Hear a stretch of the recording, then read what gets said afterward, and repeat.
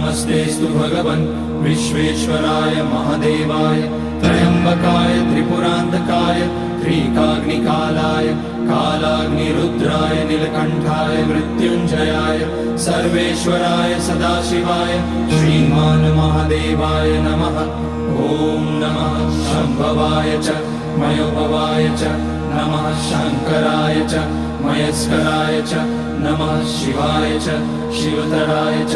ॐ त्र्यम्बकं यजामहे सुगन्धिं पुष्टिवर्धनम् उर्वारुकमिव बन्धनान् मृत्योर्मुक्ष्यमामृतात्।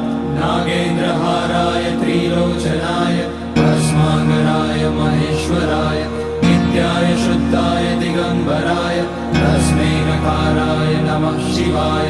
मन्दाकिनी सलिलचन्दन चर्चिताय नन्दीश्वर प्रमथनाथ महेश्वराय